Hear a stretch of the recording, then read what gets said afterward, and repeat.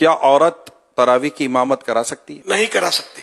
تراویح اور کوئی سی بھی نماز کی عورت امامت نہیں کرائے گی. تراویح کی نیت کرنا بھول گئے تو کیا تراویح ہو جائے گی؟ جو پڑھ رہا ہے اس کے ذہن میں کہ میں نماز پڑھ رہا ہوں اس وقت، یہ پتہ ہو اس کو، تو یہ مطلب، اور تراویح کا وہ وقت ہے یا ذہن میں عام طور پہ ہوتا ہے کہ میں تراویح پڑھوں، تو اگر ہے ذہن میں تو الفاظ جملے منہ سے ادا کرنا یہ کوئی شرط نہیں ہے، دل میں ہو نیت. کیا مسافر پر بھی تراویح پڑھنا ضروری ہے؟ مسافر کے لیے بھی سنت تو ہے کہ تراویح پڑھے گی. اب تو سفر بہت آسان ہے اسے. کیا تراویح میں ہر 2 رکعت کے بعد جو بیٹھتے ہیں وہ فرض ہے؟ 4 رکعت کے بعد بیٹھنا مستحب ہے، اور نہیں بیٹھا تو کوئی گناہ نہیں ہے. 4 رکعت کے بعد 4 رکعت، اس کو ترویح بولتے ہیں 4 رکعت کو. کیا تراویح پڑھنے کے لیے روزہ رکھنا ضروری ہے؟ روزہ ہے، تراویح ہے.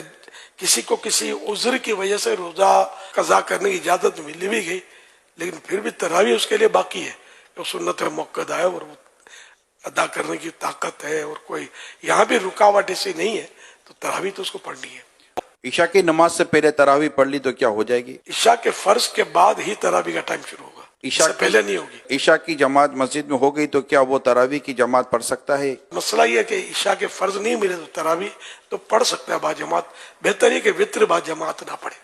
عشاء کے فرض تو میرے پڑھنے ہوں تو انڈرسٹوڈ ہے، تو ابھی عرض کیا کہ عشاء کے فرضوں کے بعد ہی تراویح کا وقت شروع ہوتا ہے. کیا وطر کے بعد تراویح پڑھ سکتے ہیں؟ پڑھ سکتے ہیں. کیا نابالغ بچے کے پیچھے تراویح پڑھی جا سکتی ہے؟ نابالغ صرف نابالغوں کی امامت کر سکتا ہے، بالغ اس کے پیچھے پڑھے گا تو بالغ کی نہیں ہوگی. تراویح کا آخری وقت کب تک ہے؟ صبح صادق تک، جب روزہ بند ہوتا ہے نا، سحری کا ٹائم ختم ہوتا ہے، اس وقت تک تراویح کا ٹائم بھی ہوتا ہے.